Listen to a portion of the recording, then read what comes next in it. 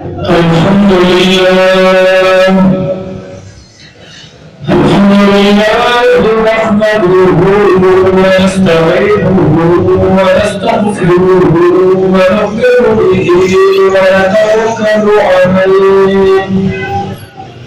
ونعوذ بالله من شرور أنفسنا ومن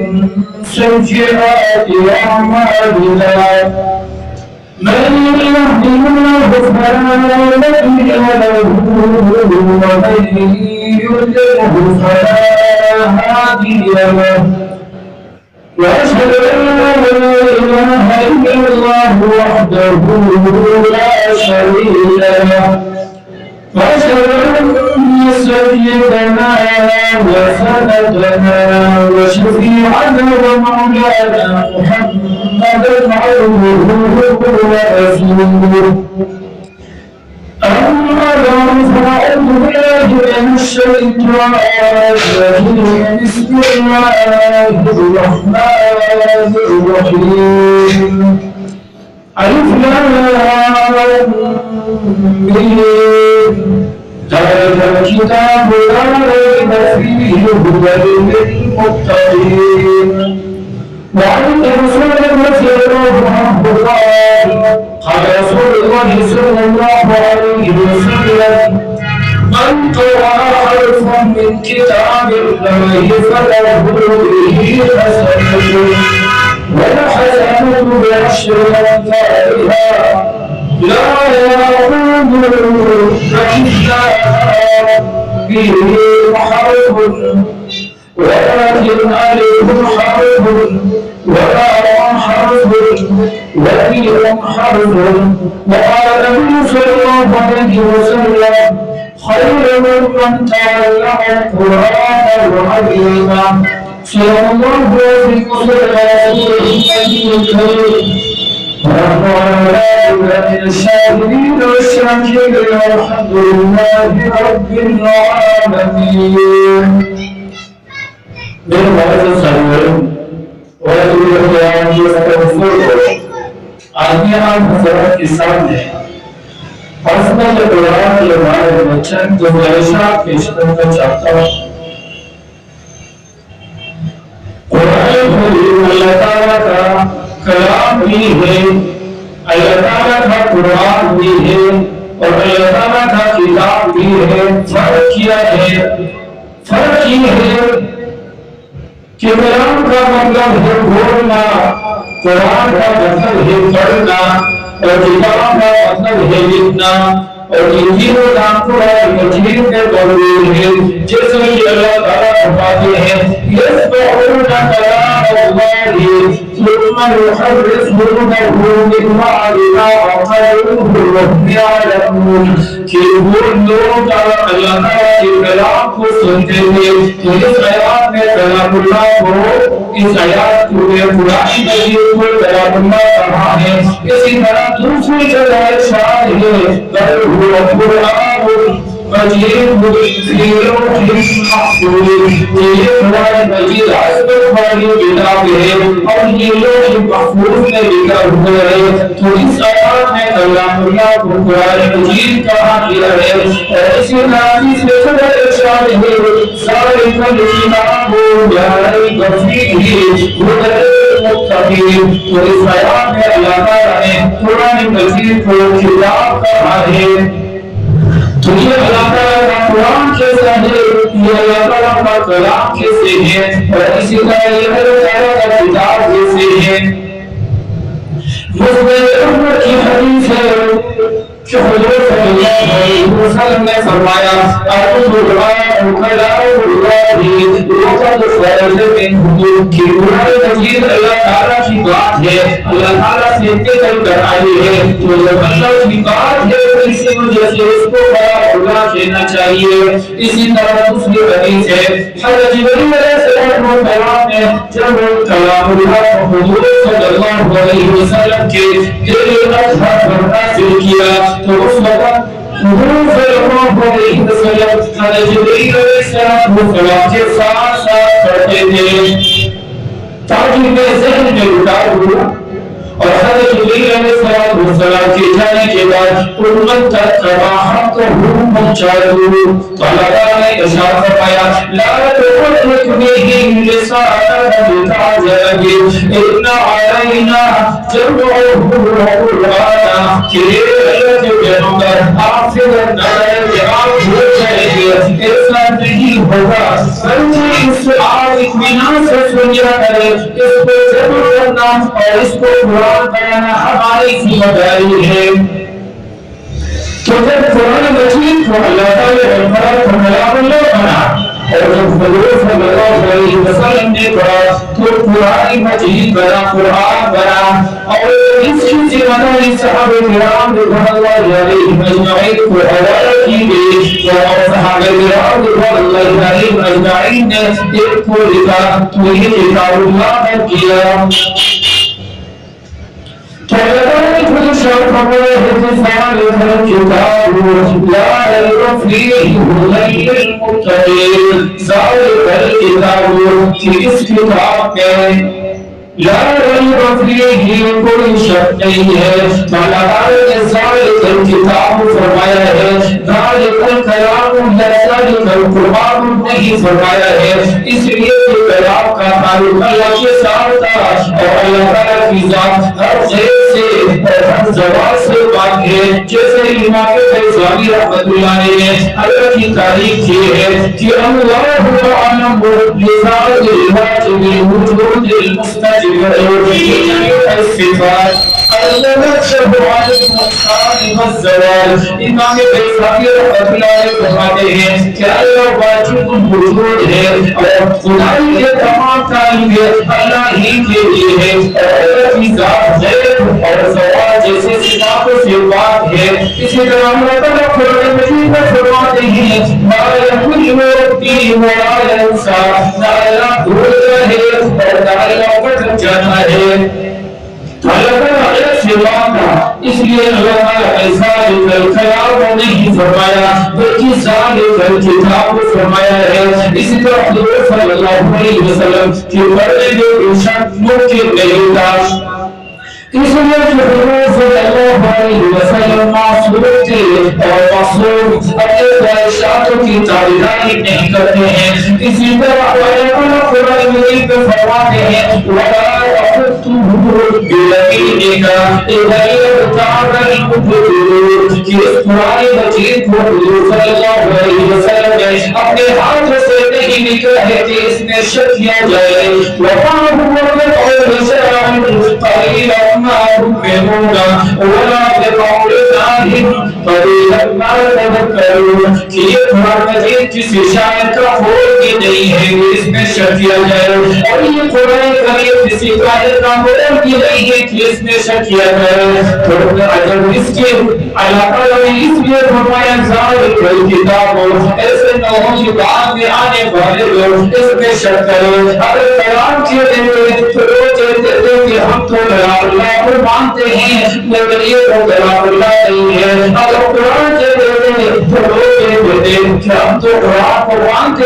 مانتے ہیں لیکن یہ تو قرآن نہیں ہے، یہ تو صحابہ کرام رضوان اللہ علیہم اجمعین کے ہاتھوں کی لکھی ہوئی کتاب ہے۔ ابھی سوال ہو سکتا تھا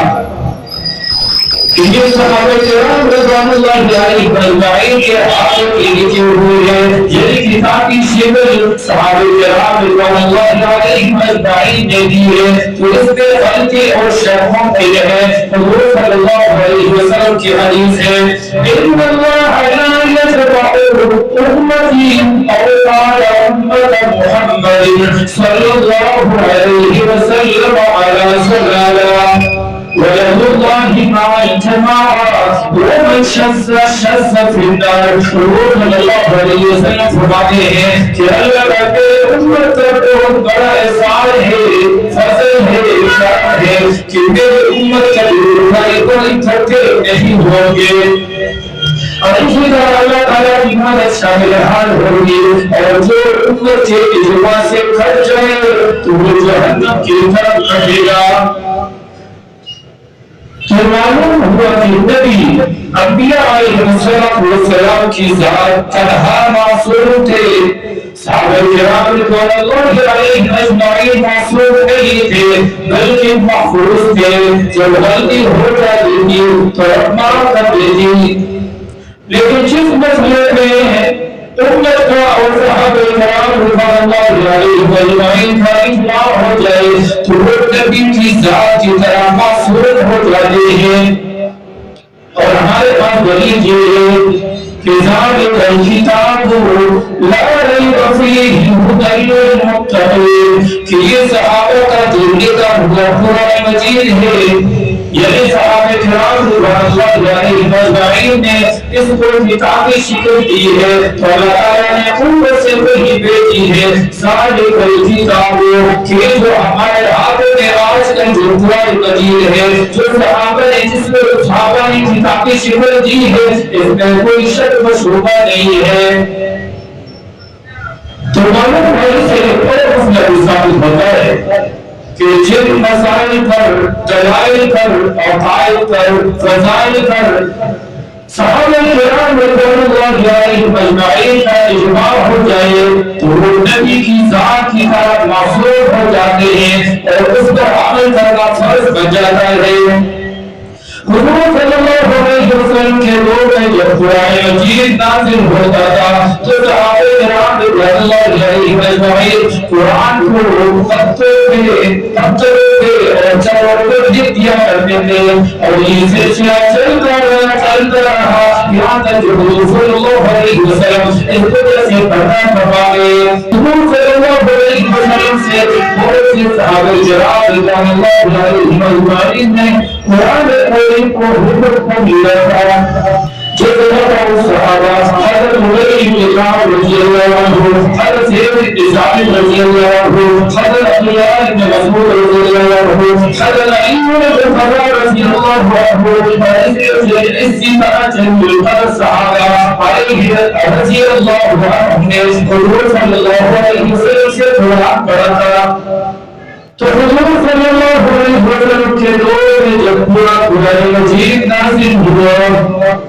تو صحابہ کرام رضوان اللہ علیہم اجمعین کو حاصل اخیرہ کی بنیاد پر یہ علم تھا, یہ معلومات کی کہ یہ آیات ناسخ ہے, یہ آیات منسوخ ہے, اس آیات کی تلاوت باقی ہے, اس آیات کا حکم باقی ہے. حاصل اخیرہ کس کو کہتے ہیں؟ حاصل اخیرہ اس دہرائی کو کہتے ہیں کہ آخری مرتبہ حضرت جبریل علیہ السلام نے حضور صلی اللہ علیہ وسلم کے ساتھ جو قرآن کی دہرائی اس کو حاصل اخیرہ کہتے ہیں. حضرت جبریل علیہ السلام نے حضور صلی اللہ علیہ وسلم کو خودی ترتیب سمجھا دیجیے کہ یہ آیات ناسخ ہے, یہ آیات منسوخ ہے, اس آیات کی تلاوت باقی ہے, اس آیات کا حکم باقی ہے. جیسے حضرت کی جو آیات ہے وہ اس کی تلاوت نہیں ہے, اس کا حکم باقی ہے. اسی طرح والدین کے لیے وصیت کرنا, شہادت کے لیے وصیت کرنا, اس آیات کی تلاوت باقی ہے,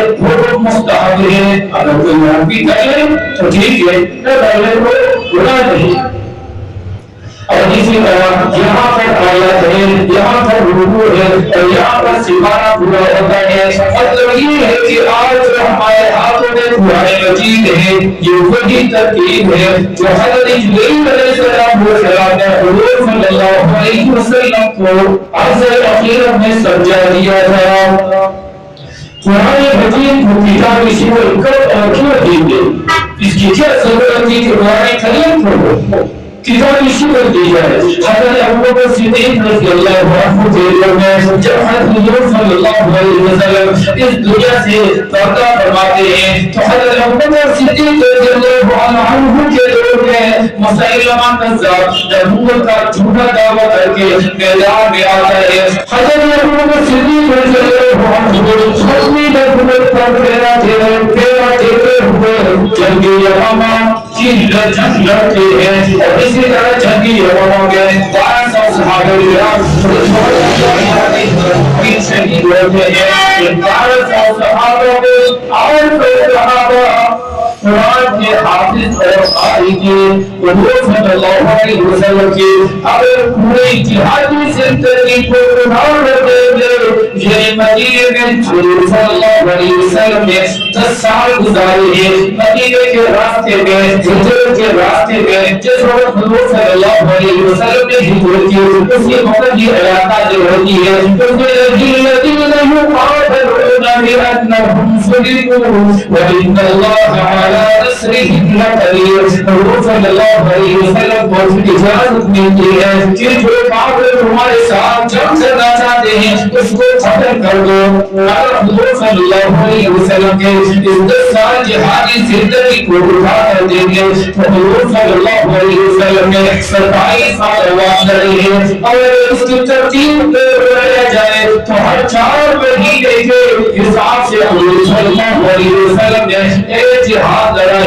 ان 4 مہینے کے بعد جو یہ جہاد آتا ہے 10 سال میں 27 غزوات لڑے ہیں۔ اس میں اگر مسلمانوں کے ساتھ کافروں کو بھی شامل کیا جائے تو 700 بندے شہید اور قتل نہیں ہوئے تھے، بلکہ حضور صلی اللہ علیہ وسلم کے 27 غزوات میں 200 مشکل سے لے کر 260 صحابہ تک شہید ہوتے ہیں۔ لیکن ہم نے محبوب کے پیراجے سے ہوئے حضرت ابوبکر صدیق رضی اللہ عنہ کے لوگ جنگ یمامہ مسیلمہ کذاب کے خلاف جو صحابہ لڑتے ہیں ان کے 1200 صحابہ شہید ہو جاتے ہیں۔ اس مسئلے کی حساسیت کا اندازہ اس بات سے لگاؤ کہ 1200 صحابہ اپنی جانوں کا نذرانہ پیش کرتے ہیں۔ یہ بہت اہم مسئلہ ہے، اور آج کل ہمارے دور میں غلام احمد قادیانی رحمۃ اللہ علیہ وہ لاکھوں اور ولادت ہو اللہ تعالی لیکن ختم نبوت کے ختم انشاءاللہ موجود ہے۔ تو اس کی وجہ سے یہ سوال اٹھا کہ اگر حافظ اور قاری اس طرح شہید ہوتے ہیں قتل ہوتے رہے تو اگلی نسلوں تک قرآن کیسے پہنچے گا؟ ان کو مسئلہ حضرت رضی اللہ عنہ نے عرض کیا تھا کہ قرآن مجید کو کتابی شکل دی جائے تو صحابہ کرام رضی اللہ عنہم اجمعین نے شروع میں مخالفت کی کہ حضرت صلی اللہ علیہ وسلم نے جو کتابی شکل نہیں دی ہے تو ہم کیسے دیں گے؟ حضرت فاروق رضی اللہ عنہ نے حضرت کو سامنے رکھ کر یہ کہا کہ اگلی نسلوں کو قرآن جیسے پہنچے گا تو ضرور، اس لیے کہ اللہ تعالیٰ نے ذمہ داری اٹھائی ہے۔ اللہ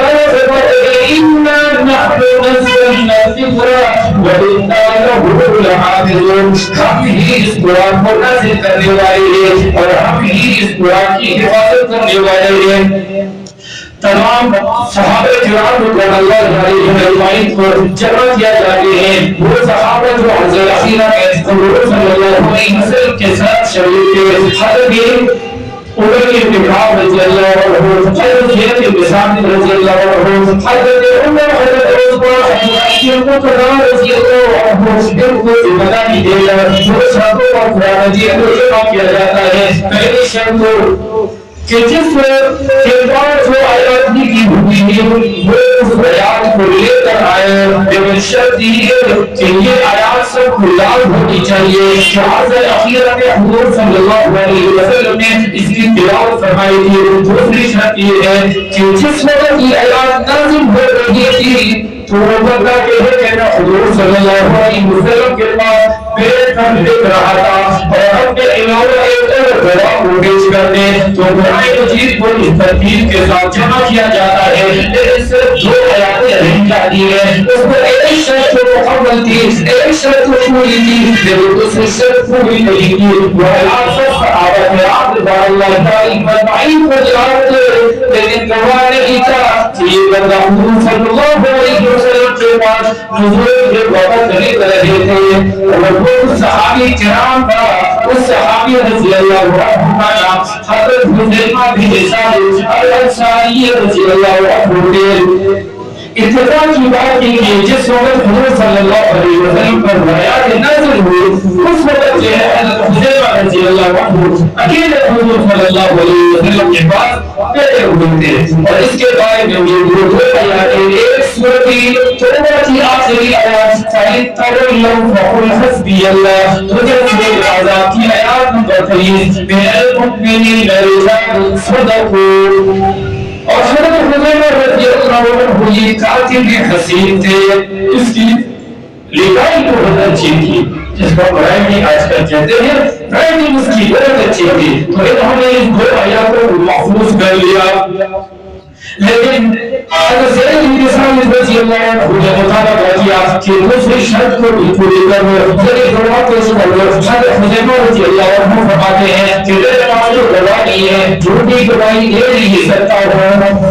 تو صحابہ کرام رضوان اللہ علیہم اجمعین دوسری مرتبہ بیٹھتے ہیں، اجماع ہوتا ہے کہ انکیا کیا جائے. تو بڑے جو صحابہ کرام تمام صحابہ تھے، انہوں نے کہا کہ حضرت حذیفہ رضی اللہ عنہ کی ایک خصوصیت ہے جو چند صحابہ کو معلوم ہے.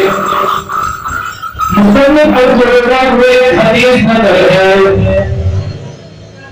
ان الیہودیت یتقاضی الی رسول اللہ. اس الفاظ کے تحت ایک روایت نقل ہے، فرماتے ہیں کہ ایک مرتبہ حضور صلی اللہ علیہ وسلم نے ایک یہودی سے قرضہ لیا، اور جب اسباب مہیا ہو گئے تو حضور صلی اللہ علیہ وسلم نے قرضہ واپس کر دیا. جس وقت قرضہ واپس کیا اس وقت کوئی گواہ اور کوئی درمیان میں کوئی آدمی نہیں تھا. جب کوئی یہودی یہودیوں کے پاس جاتا ہے وہ دوسرے یہودی پوچھتے ہیں کہ جس وقت محمد رسول اللہ مسلمانوں کا پیغمبر تجھے قرضہ دے رہا تھا تو کیا اس وقت کوئی آدمی موجود تھا یا نہیں؟ وہ کہتا ہے کہ کوئی بھی موجود نہیں تھا. تو دوسرے یہودی کہتے ہیں کہ تجھے دوسرے مرتبہ سے نکلنا یقینی ہے، اس لیے دوسرے مرتبہ مطالبہ کرو. اور حضور صلی اللہ علیہ وسلم مسلمانوں کے پیغمبر کے پاس تو جگہ ہے ہی نہیں، اور آپ گواہ پیش کروانا مطالبہ کرو. کیا تو نے مجھے قرضہ دیا ہے تو گواہ پیش کر دو. وہ جو بھی گواہ پیش نہیں کر سکتا ہے، اسی طرح آپ کو دوبارہ پھر سے کر جائے گا. جیسے اس یہودی نے مطالبہ کیا تو اللہ کی شان دیکھو کہ حضرت حذیفہ رضی اللہ عنہ بلا رہے تھے، اور حضور صلی اللہ علیہ وسلم نے فرمایا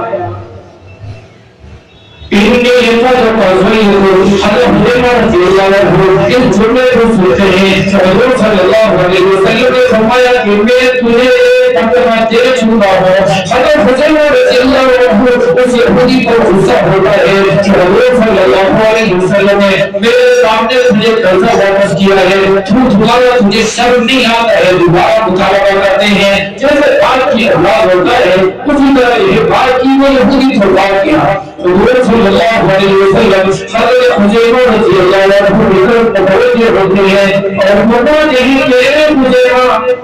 جس وقت یہ اس یہودی کو میں پیسے دے رہا تھا کیا تو اس وقت موجود تھا یا نہیں؟ حضرت حذیفہ رضی اللہ عنہ فرماتے ہیں کہ اے اللہ کے رسول میں تو موجود نہیں تھا. حضور صلی اللہ علیہ وسلم نے فرمایا کہ تو موجود نہیں تھا تو پھر دیکھے گواہی دینے کا معاملہ مجھے کیا پتہ نہیں ہے. حضرت حذیفہ رضی اللہ عنہ نے فرمایا کہ اللہ کے رسول آپ ٹھیک ہے، لیکن جب آپ نے کہا کہ اللہ کی ذات موجود ہے، ہم نے بھی تو آپ پر بن کے ایمان لایا ہے. آپ نے فرمایا کہ اللہ کی ذات موجود ہے، اللہ کی ذات ایک ہے، وحدہ لا شریک ہے، اللہ کے ساتھ کوئی شریک نہیں ہے. اسی طرح جنت اور جہنم کا تذکرہ کیا. اسی طرح یہ بھی کہا کہ میرے پاس جبریل علیہ السلام وہی لے کر آتا ہے. عرش کرسی لوح محفوظ کا ذکر کیا، حشر نشر کا ذکر کیا. ہم نے دن دے کے آپ ایمان لایا اور اسی طرح امنت وصدقت کہا، اور اسی طرح اقرار باللسان وتصدیق بالقلب کیا کہ ہم زبان سے اقرار کرتے ہیں اور دل سے تصدیق کرتے ہیں کہ آپ سچے ہیں. تو جب آپ نے کہا کہ میں دے چکا ہوں تو میں دل سے گواہی دینے کے لیے تیار ہوں کہ آپ دے چکے ہیں. حضور صلی اللہ علیہ وسلم نے فرمایا کہ اے حذیفہ تو نے بہت بڑی بات کہی ہے، اللہ تعالیٰ تجھ سے اس بات پر راضی ہوا ہے اور میرے دل پر ایک بات کو راضی کیا، میرے دل پر ایک بات کو نازل کیا ہے کہ جب بھی میری امت میں گواہی کی ضرورت آئے گی تو دو بندے گواہی دیں گے، لیکن انت ذو شہادتین، آپ ایسے ہوں گے کہ ایک کے برابر ہو، ایک دو کے برابر ہوں گے. یہ آپ کی دعائی ہے وہ 2 کروڑوں کے برابر ہوگی۔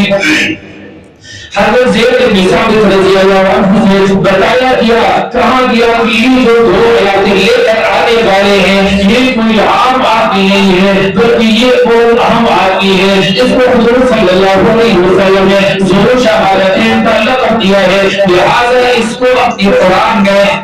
مجید میں ان 2 آیاتوں کو شامل کر لیجئے۔ اس لیے فرماتے ہیں ان تقوم فراست المؤمنین فإنه ينظر بنور اللہ، کہ مومن کی فراست سے اس بات کو بچو کہ وہ اللہ تعالیٰ کے نور سے دیکھتا ہے۔ مومن اول، مسلم اول، مبین اول اس بردی پر حضور صلی اللہ علیہ وسلم کی ذات ہے، تو حضور صلی اللہ علیہ وسلم کو کہ اس فراست کے جواب کی وجہ سے وہ 2 آیات قرآن مجید کا حصہ ہے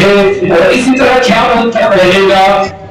اسی طرح قرآن مجید اور حدیث مبارکہ صلی اللہ علیہ وسلم ہماری ایمان کی بنیاد ہے، ہمارے ایمان کی بنیاد ہے۔ اور اس طرح حدیث اور قرآن میں ایک فرق بھی ہے،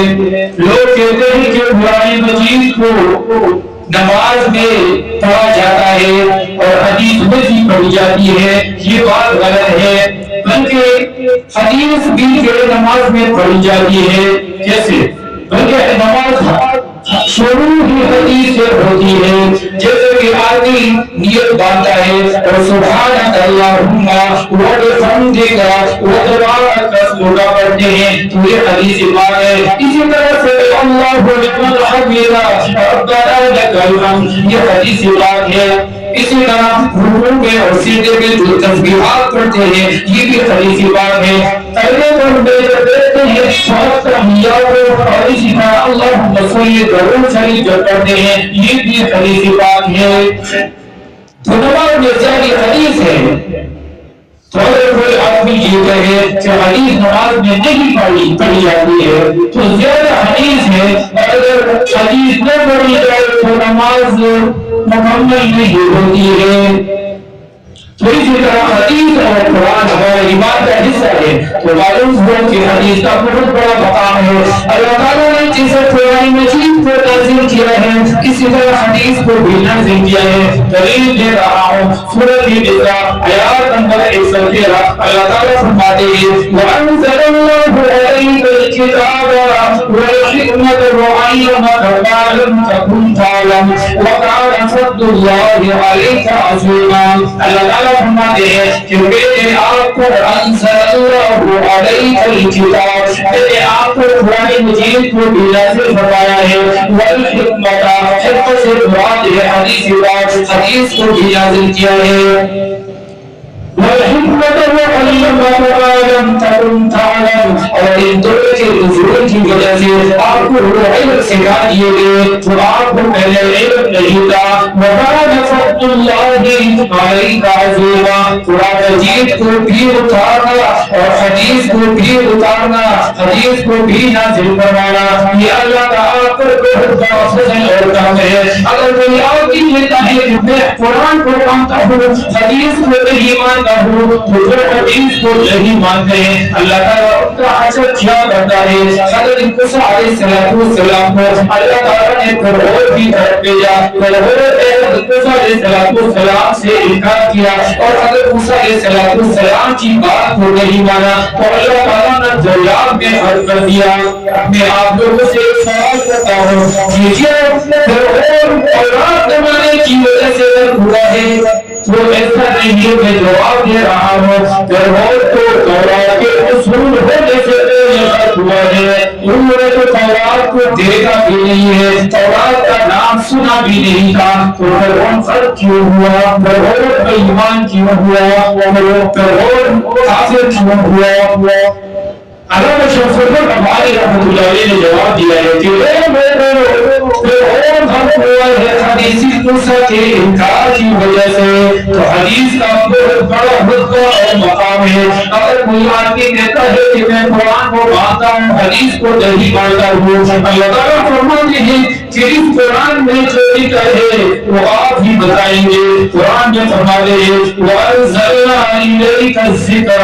لِتُبَيِّنَ لِلنَّاسِ مَا نُزِّلَ إِلَيْهِمْ وَأَنزَلْنَا إِلَيْكَ الذِّكْرَ ہم نے آپ پر قرآن مجید کو نازل کیا لِتُبَيِّنَ لِلنَّاسِ تاکہ آپ ہی وضاحت کریں وضاحت آپ کریں گے بول کر بیان آپ کریں گے تو حضور صلی اللہ علیہ وسلم کی وضاحت حضور صلی اللہ علیہ وسلم کا قرآن کر بیان کرنا یہی تو حدیث کی بات ہے یہی تو حدیث ہے اگر آپ کو یاد نہیں دیتا ہے کیونکہ